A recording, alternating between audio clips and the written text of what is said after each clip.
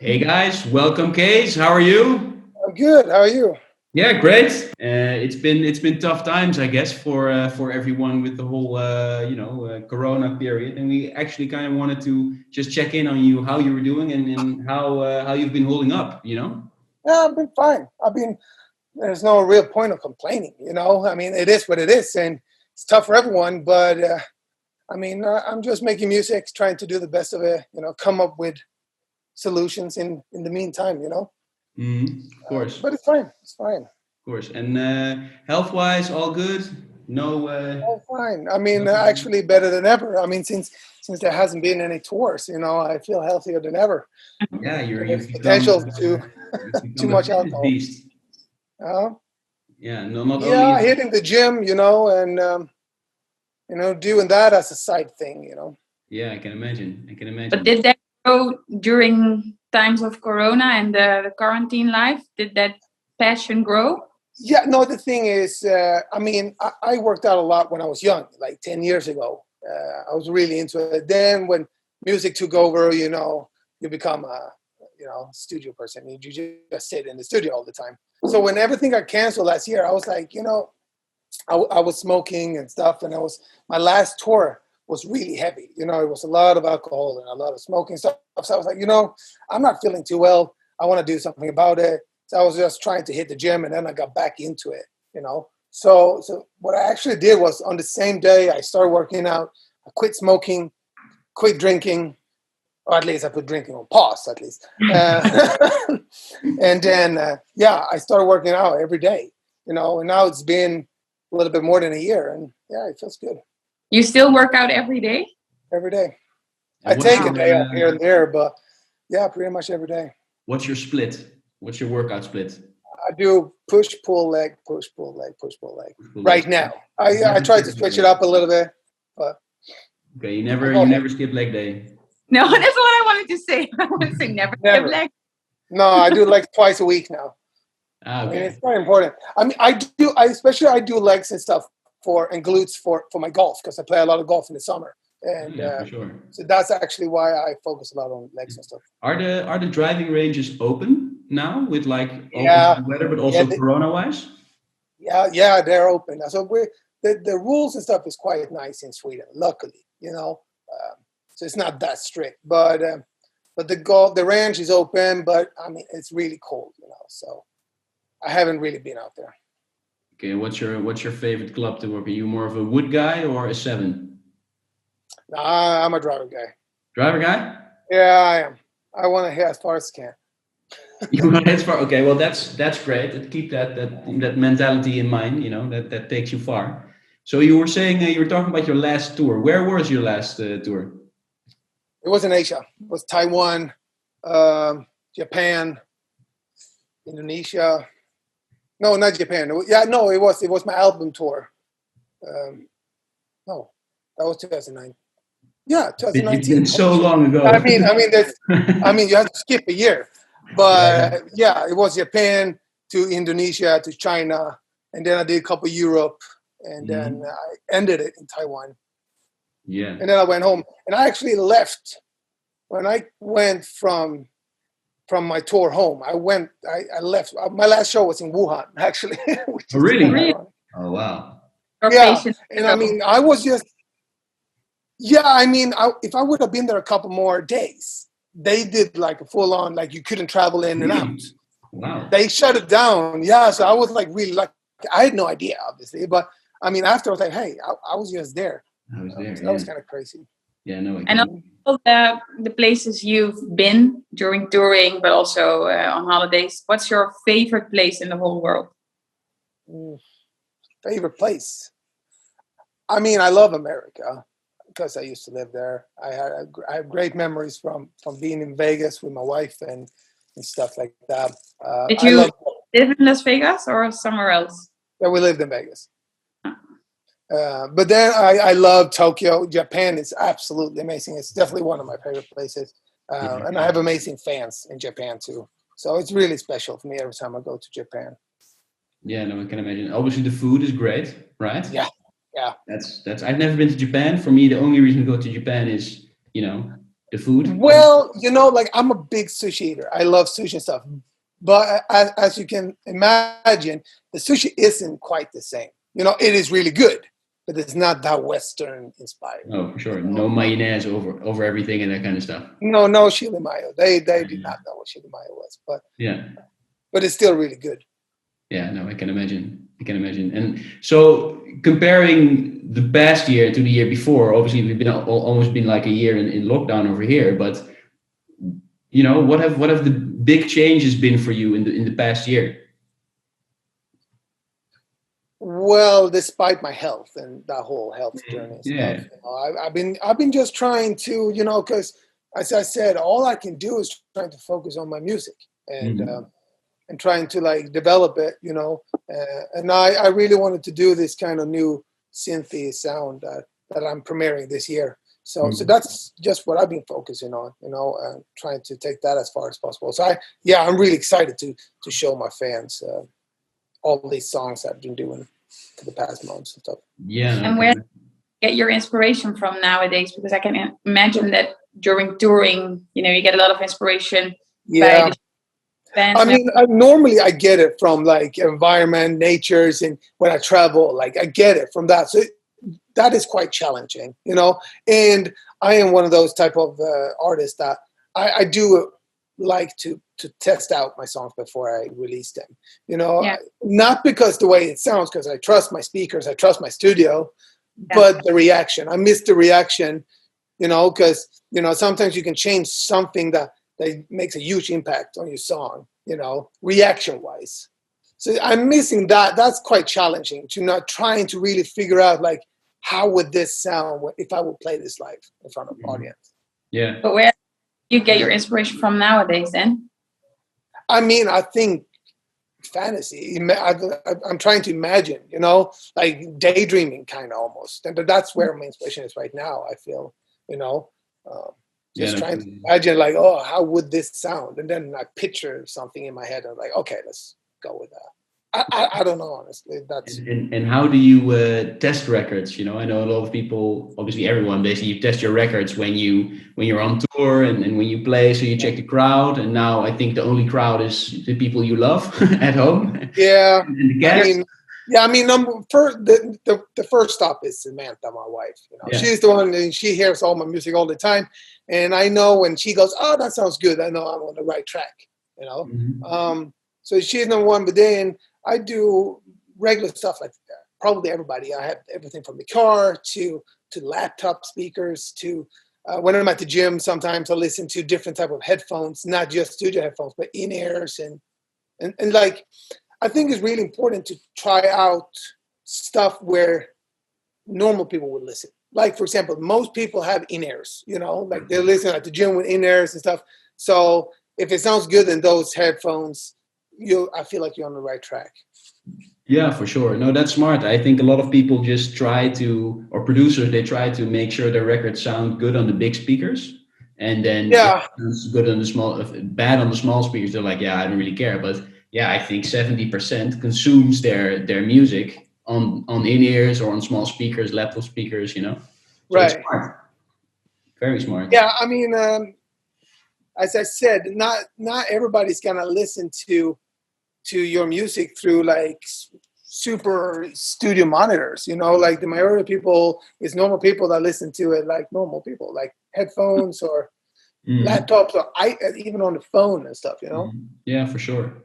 And new sound wise, you mentioned you're working on more of a synth wave, and then you can't wait to kind of show the fans how it goes. Like we've released Temperature 2 weeks ago, and is that like an example of the sound that we will see on the upcoming months?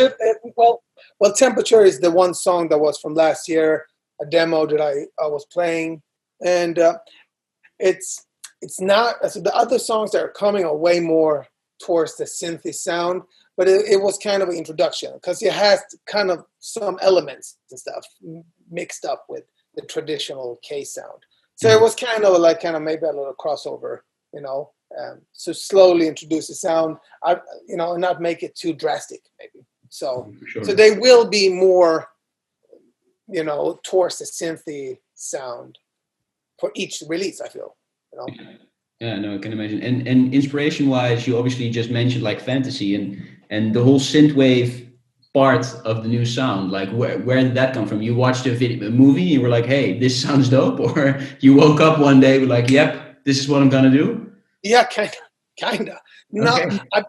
no, I've been wanting to do that sound for a long time. Like I've made records before, which I've tried out that has really like a lot of those sounds, a lot of 80s sounds. I mean, I have a song called Satellites, My City, and like a couple of demos that I played on Reveal the Radio over the years, which my fans is like, oh, this is so 80s, you know? And my sounds, my melodies are very 80s to begin with. You know, like my song We Are Legends with Hardwell is like really inspired by Final Countdown, Europe kind of thing, you know?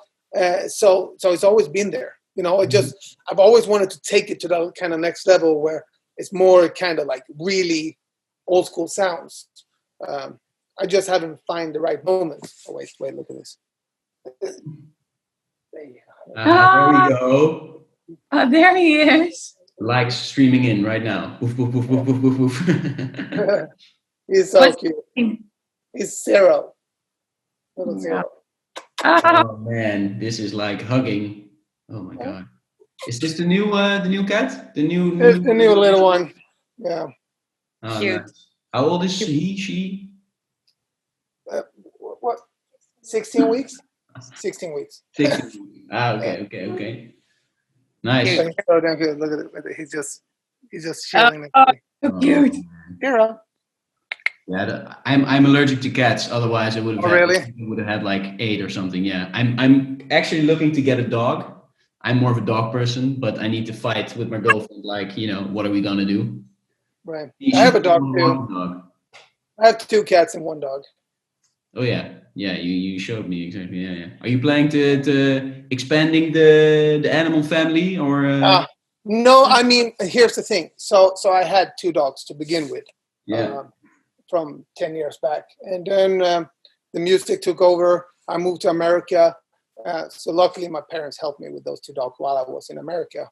And then I met my wife, and she had 2 cats, and I was never really a cat person. And then I got really used to them, and they were really special cats, you know. So I fell in love with cats all of a sudden. And then we moved back to Sweden, and all of a sudden I had 2 cats and 2 dogs, you know. So it was like 2 at home.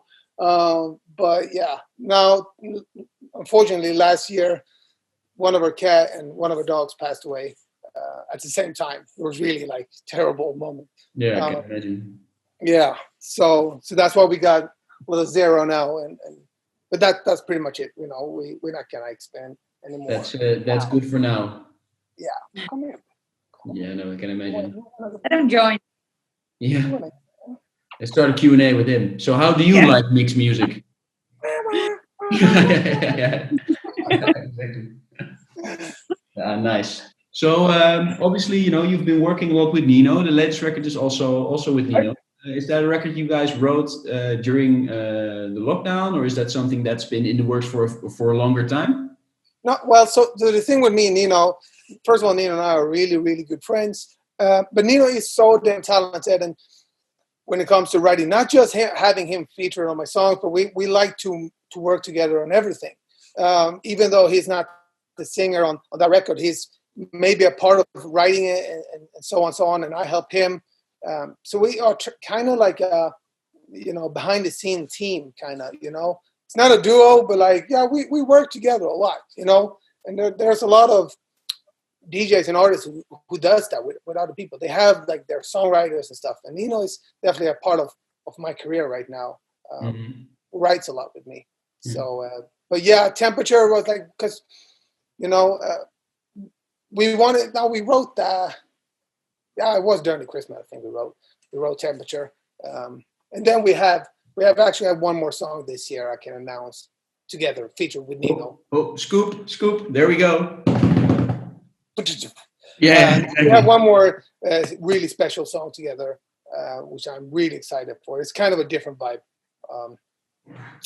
Okay, well, we'll stay tuned for that, I guess. No more secrets here. Hey, so how important is it to for a career to have a team that really works the way you and Nino work? Like, do you feel that's something you would recommend to young producers Absolutely. starting out? Absolutely. So like the thing is, I learned the hard way because I've always been that type of artist, and as a person, I always want to do everything by myself. I believe that I can learn, and I want to like be proud of myself, not asking for help or all that. I've always been like that, and it's that because of that, it always took me a long time to finish everything, and Mhm. to learn and process and go forward. Yeah. Then I started to realize, hey, it's not bad to ask for help or try, because in the end, 2 versus 1 is gonna be faster, and Yeah. so on, so on. You need to create a team around you, and so yeah, I started like I have a mastering friend now. I have people that are mixing my music, and then I work a lot with different people. Like Nino and I were sitting on Zoom, like how we are doing now, and just writing stuff. Because yeah, you get the best results when you're more than one. Yeah, for So sure. like the ego has to go down sometimes, and not be too proud. Totally. By Totally. yourself. And besides creating a big team or a good team of people you trust around you, what's your biggest tip for beginning producers who are watching this right now? I mean, patient is the number one tip. I mean, people say all these cliches, but patient, like the thing is, because you see artists during your journey that just takes off. Like I come from the same generation as Avicii and Hardwell and all these, right? I started at the same time, but it took me way longer, because sometimes some people take off, and sometimes you have to take the long road, and that is completely fine. The good thing is when you take the long road and it takes you longer time, is that you're going to create a lot of experience. So once it's your turn and once it's your turn to shine, you're going to come with some amazing skills and some amazing experience and be ready, and not be run over by pressure and anxiety or whatever, So patient for me is the key, I feel. Patience is key. Yeah. And what are, I mean, if we take it 5 years from now, what are your biggest dreams and goals to still achieve? Well, my number one goal is a Grammy. Wow. So Nice one. with my own music or not, it's been one of my goals for a long time. And then if I'm talking as an artist, obviously things as Ultra, Tomorrowland, cool stuff like that, it's up there. But I mean, I try to not think too much. I have my bars and my goals, and then I've had the same ones forever, and then I just take step by step and trying to just focus on making a really good record right now. Yeah, for sure. And you just mentioned you wanted to, one of the goals being, winning or being nominated for a Grammy. I think both are equally. Yeah, I amazing. mean, I just, But if so for your own music or for something else you're involved with. So if you weren't making the sound you are making with KAAZE, yeah, if you were like, okay, you can go to a studio, but you can't make the KAAZE sound, what kind of right. sound would you be making? I don't know, pop music. I mean, I love pop music, Yeah. And the thing is, pop music, it's a genre where you can literally use anything. I mean, pop is literally anything. So yeah, I mean, pop music. But then I love to make rock music. I love to make all types of things. But I think pop music in general. And if And you let's could, one step further. If you weren't a DJ, if you weren't an artist, what would you be if you hadn't had the career you have right now? professional ice skater, for sure. Well, no, but the thing is, A vet. my whole life I was into sport. I did all types of sports when I was young. I wanted to be a footballer and I wanted to be a golf pro and stuff. But everything happens for a reason, and I ended up making music. I would say I would want to be a professional golfer, but I know I don't have those skills to be a professional golfer. So it's hard. Something in sports. Yeah, probably. Okay. Okay. And kind of looping back to the production side of things, because that's my expertise. If you could name like a top 3 commercial artists you could work with, like dream wise. Obviously for me, I would always want to work with Quincy Jones. Like being with him in the studio would be a dream Right. for me. What kind of people do you have in your mind? It's a tricky one, because there are dreams to just be in, as you said, be in the studio and just work on whatever music. Yeah. Like, for example, like if that would be the case, then Max Martin. Like I would love to jump in the studio with Max Martin. Like, can you imagine the experience you will learn? Like, holy shit, But if I talk about my brand, like to make something with KAAZE, there is so many. I mean, I've always said that I would love to work with Sia, and there's Bruno Mars, and all these amazing idols. I don't know. And then there's DJs, David Guetta, Martin Garrix, cool stuff like that. Yeah, for sure. And if you kind of turn that around to like a lot of people who would be watching this right now, it's like a lot of people would like to have a collab with you, I guess. And a lot of Revealed producers, Revealed fans. Like, how would you go about somebody reaching out to you and being like, "Hey, I want to collab with you"? What would your answer be? Well, I mean, right now I don't have a demo mail. I'm actually going to set that up soon this year, so I can start receiving some demos and stuff again. But I've always said, I mean, sometimes people send me stuff and I listen. I might not respond, but I will respond if it's good. I mean, I don't really care who I'm making a song with, as long as it's really unique. Yeah. The thing is, the only thing I'm not picky, but at the same time, it needs to be something that I can't figure out myself. Like, like sometimes I get demos, people want to collab with me, and they send me something that is very obvious. Mm-hmm. That is kind of like where I'm not like really working. Like, for me, it's way cooler to make a collab with something that is not obvious. Yeah, something that's like, wow, that's cool, instead of like, yeah, okay, but that sounds like me, Yeah. Something that that's adds kind to of the where I equation. am. Huh? Something that adds to the equation, like something new, Yeah, something fresh. Because otherwise I could, if it sounds like it's inspired by me, then I could, just make a solo song, Yeah, for so sure. I think that's a good tip when it comes to sending music to any artist. It's not just me that thinks like that. It's like, believe in yourself and whatever you send, and don't like try to make a replica of, that person that you're sending it to. For sure, and obviously, you receive music a lot on a daily basis, I guess. And is that something you've come across like more often? At least that's something I've come across more often. Is that the music gets to start to sound repetitive? Like everything sounds like one another. Mm-hmm. Well, here's the thing: whatever genre you do, whatever genre you're into, it's always going to sound very. For every moment in every generation, it's going to sound repetitive. People are going to take inspiration from each other. The thing is, the problem is not a problem, but what we have to accept also is that there is so much music in the EDM scene. Every week, there's hundreds of thousands of songs getting released, and all these artists want to receive a lot of streams and a lot of attention, which generates copy and paste, and that's just how it is. And that's a good thing also, because that means that the genre EDM music is still really, really popular, but in my opinion, like I've always done myself, I've always I don't really care about what's trending and what's not.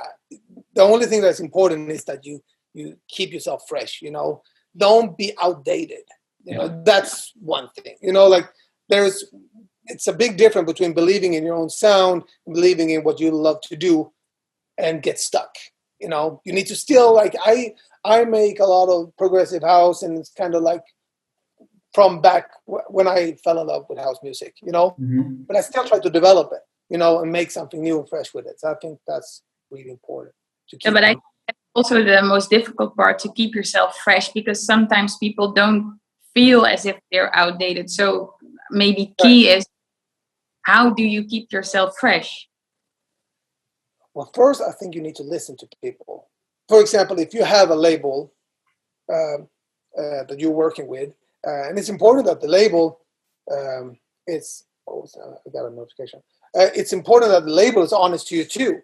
You know, like if you send something, they're like, yeah, you know, doesn't feel that, you know, you can do this or this or this, whatever. Like at least that you have a team to talk to, you know. And if you don't, if you just by yourself, I mean, looking at my own situation when I didn't have a team, I feel like, I mean, you just got to be honest to yourself. I feel, you know, and compare your music to others. I don't know. Yeah, and maybe expect. It's a tough question. I mean, that's what makes you a good artist or not. If you can hear that, you know. Mm-hmm. And I think it also makes you a good A&R if you can hear it, right, Joel? Yeah. Well, you know, you try. Yeah, I well, think that is a very big step, and a very important role for an A&R, you know, to be able to hear something like that. Yeah. For sure. But I would like to know a little bit more about touring. For example, you mentioned that testing your music is really important to the audience. What's your best stage? I would like to say memory, or maybe what was your best moment on stage? I have many. I mean, in general, well, I have one really cool memory. And that was 2019. I was in Holland to do Dance Valley Festival on the main stage, and then I was gonna go and close the main stage at Lake Dance Festival.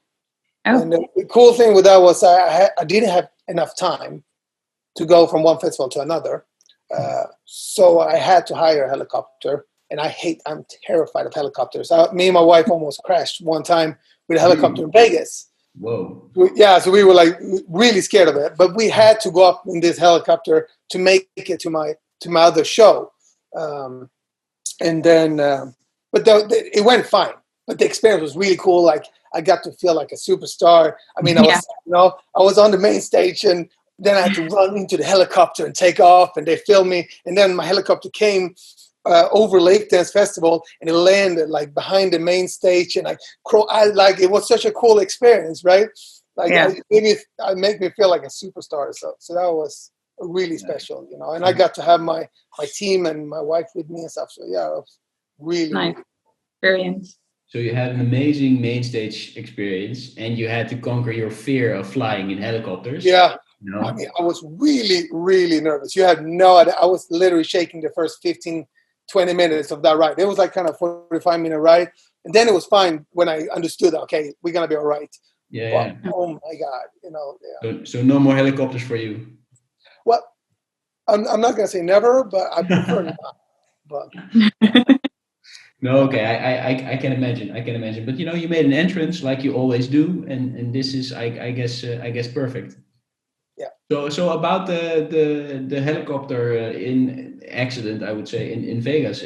Tell us more about it. Was it really that heavy? Like yeah, it was terrible. Like really? My wife screwed me over so hard on that. Okay, she was the pilot or not? No. Goodness, I wouldn't trust her on a bicycle. No, so it was my birthday, and on my birthday night, we went out partying, right? And she got me so drunk. The day after, she had this surprise, right? And I was so hungover, like dead hungover.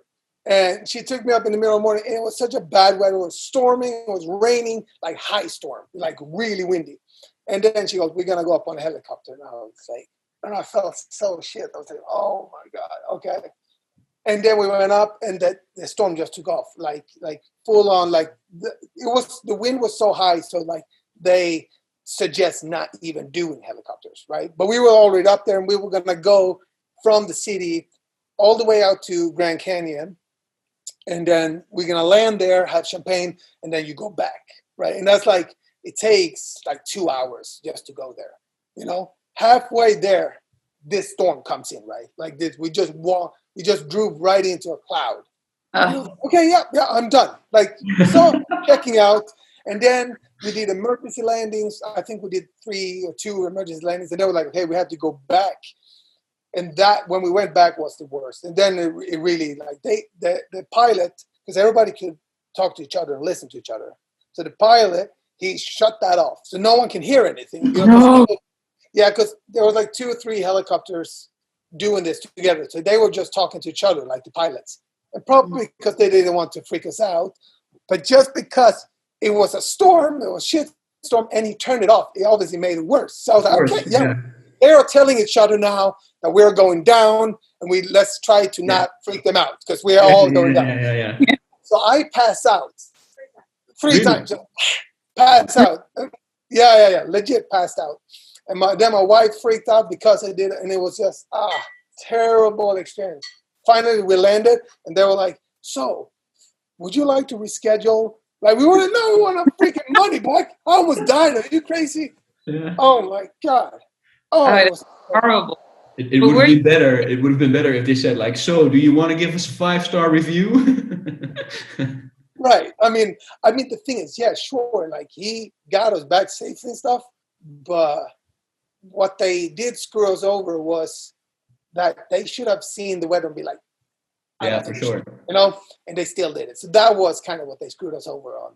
But well, you have a great story for well, in the end, it was my wife's fault. You know, she was one who screwed me over the most. Like, I call it a murder attempt till this day. Like, I think we tried it. Yeah. Okay. Well, you know, I hope that works out somewhere along your relationship. But yeah, I hope. Has she ever made any more attempts like that, or she kept it with her? She's laughing so hard right now. Yeah, like a yearly thing. Yeah, no. So I'm gonna drop this bomb to the world right now. But our family, her family, my family, we all have this thing where we all think that my wife is trying to kill me from time to time. We have 6 or 7 murder attempts that she have tried to do on me, spread out over these years. You know. Great. So this is an actual thing. When things happens, our parents go like, "Was it a murder attempt?" Yep. Yeah. We had it. It's a thing now. It's a thing. It's a thing. She set me on fire once. Oh, wow. One time she thought she was putting off the sun on me, but it was actually washing soap, and she burned me like a shrimp on the beach. We hired snowmobiles, snow scooters, and she almost drove us off a cliff in Colorado. There's a couple more. I'm not going to mention them all, but like, yeah. Murder attempts, definitely. I can say one though. I can name the one. This is the worst one. This is the worst one. This is the first one, and this is actually, you can tell this is in purpose. Like, there's no accident. This is in purpose. Okay, so this is where it started. We were in Vegas.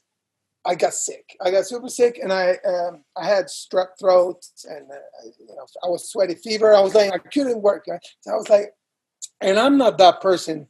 I'm not a hypochondriac guy. Like, I hate being sick, right? But somehow she thinks that I'm lying about being sick. so, and I'm pale and laying in bed. I can't produce. I can't work anything.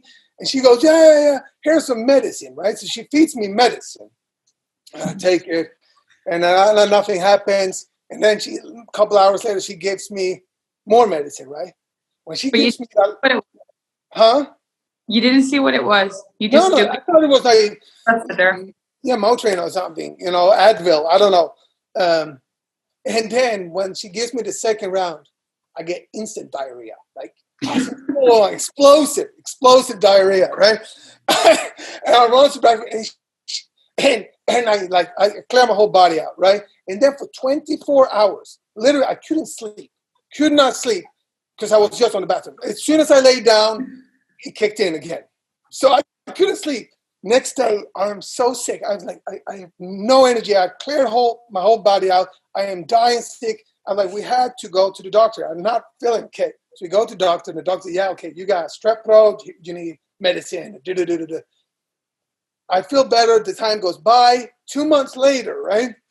We're in Los Angeles. My wife looks at me. She goes, hey, I have to admit something. I cannot get mad. And I'll go, and I know, when someone says that, you're about to lose your shit. Yeah. I'm like, what now? She goes, you remember that time when you were super sick and you had strep throat and you got explosive diarrhea for 24 hours? When I gave you all the medicine before we went to the doctor, I actually gave you laxatives. I was like, wait, what?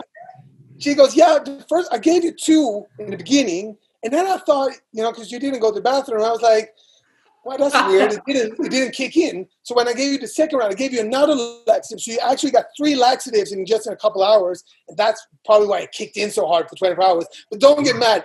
I thought you were lying about being sick. I go, actually, like, my butthole was so sensitive for so many weeks. Oh my God. And that's where the murder attempt started, right? We were like, yeah, exactly. I thought I was dying. I can imagine. And does Samantha have any medical background whatsoever? No, she hasn't. That's why we think she's a killer. With me and the whole family. Nice. That was the beginning. And then it just started with all these other stories. Yeah, I can imagine. So from that moment on, you basically slept with one eye open all night, right? Oh, I still to this day. It's been 7 years. I sleep like this. Every time she feeds me something, I need to double check everything. She goes, like, when someone feeds you with a fork, like, hey, you want some cookie? And I always look. And she goes, why are you looking? I go, because it could be anything. It can be a turd from the cat litter. It can be just for her to screw me over. Oh, I can imagine. So maybe you should hire someone who's with you 24/7, who tastes all your food before you. Yeah, for real. Well, I know one day I will get back on her. Like everything she's done. Like there's so many things. One day I will get back. Yeah, you'll get the relationship between Mr. and Mrs. Smith. Have you seen that movie? Yeah, I love that movie. That's you. Yeah. Well, hey, this is great. This is the content we want to see. Great content. This is what we need. KAAZE's wife gave him explosive diarrhea for 24 hours. Yeah. We're gonna type KAAZE's wife murderer. Yeah, exactly. We can even make it like a monthly thing that people suggest ways to Samantha to try out. We're making a TikTok challenge. How many girlfriends and wives can drug their husbands with laxatives? Should make a TikTok out of that. Well, that sounds like a shitty challenge to me. If you. Yeah. Such a dad joke. Yeah, exactly. Okay, cool. So then you've and I think the last year made that kind of worse because you've been locked up with each other for at least almost a year. So that we're talking to you is special now, right? Right, it's really special. I mean, I'm keeping my eye on her, but like in the end, we're best friends. So we're having a good time. Yeah, no, I can laugh about it today, but damn, when I think about how I felt, because the thing is, I had strep throat. I was actually really sick at the same time, and I did not have diarrhea because that I was sick. It was because I got drugged with laxatives, and not one. Like you give a person one, you're gonna shit. But when you give someone 3, I hear a lot. I don't want to imagine. I really don't want to imagine how that feels. My God. It's like eating Mexican for a week straight, I guess. Yeah, no, that's not going to cut it. That's nothing. That is vanilla. That's amateur. Yeah, exactly. Yeah. Yeah, well, it's some crazy stories. And these things didn't even happen on tour. No. Just in the comfort of your own home. I was just in waiting for her to take care of me. Like I get sick. Right. Well, and then I was like, "Can you?" And she just, you know what? I don't believe you. You're gonna feel even shittier right now, literally. Well, you learned one thing, and it's never to lie to Samantha, I guess. No. And the sad part was I've never lied. Still till this day, I wasn't lying then either. And she's like, yeah. She just wants to test it. She just wanted to test it. Yeah. Yeah. Well, hey, that's the way it goes. Hey, and looking forward to like the upcoming months. Obviously, you know, we will have some more music by you. Samantha will have tried to, you know, kill you a couple of times. And what else can we expect from KAAZE? Yeah, so my next release is coming, and I'm really excited for that one. That one is it's a really kind of a kickstart to this kind of new sound. And it's a song that I worked on quite some time, and I think it's a very unique song. It has a lot of cool features that you normally don't hear in a song. You know, you have the tempo switch and all that. So I'm really, really excited for that song. Yeah, no, I can imagine. I can imagine. And will it also like have dive deeper into the sound you're gonna, you know, work on for 2021? Exactly. So this, as I said, this kind of kickstarts the whole thing and like introduces this new sound. So yeah. And Sure. the new sound, is it like more vocal? Is it also focused on clubby, or if you could like, you know, give a few examples what we can expect?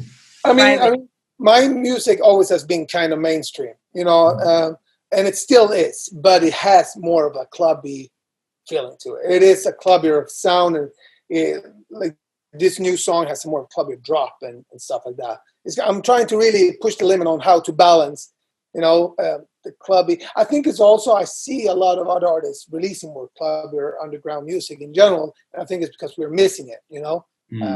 I think it's in general a really cool thing that people are doing a little bit more clubbier music right now, because I believe that once things open back up, that it's going to be a catch-up effect, and it's going to be a lot of things happening for the DJ scene, you know, in a good way, where all this music is going to be so appreciated. So I'm really enjoying making a little bit more club music right now, even though I'm trying to balance it, as I said. Yeah, no, I can imagine. Just make sure you keep up on your DJing skills, that you don't get rusty. Yeah, now that is in my bones for sure. Yeah, no, I can imagine. And first, if you could choose one crowd, one place to kind of have the first gig when everything opens up again, what crowd would you like to play for? And why? And why? It's a tough one. That is a really tough one. Because right now I will literally perform for anyone as long as I can perform. I mean, I'm that desperate to go back on tour. If I could choose, and if I could choose something that I've already experienced, once again, I would love to go back to Japan. As I said, I have amazing fans in Japan. They're so dedicated. Like in Tokyo, I have those type of fans that when I play, I can play literally any song for myself, and I can hear them singing it louder than the record, you know, which is a feeling. So once you experience that feeling that the crowd is singing along to your music, it's unforgettable. Like, it's so amazing, you know. Yeah, I can imagine. I can imagine it being a very powerful thing when when your music is basically one language. You're obviously touring a lot in it's crazy. countries, but your music is the thing they know, even if their language isn't the same as the language you speak. Right. I mean, one of the last shows also in Europe I did was in Germany at Boots House, and there's video clips of me playing my song Triplet, and the crowd is so loud. It's so loud, and I had so much goosebumps when I played that song. I was like literally it's an incredible feeling. Yeah. No, I can imagine. Thank you for dropping in and having a quick chat. I think I speak for everyone that we really can't wait to hear more of the sound you're working on. Yeah, I'm super excited, and I think it's gonna be good.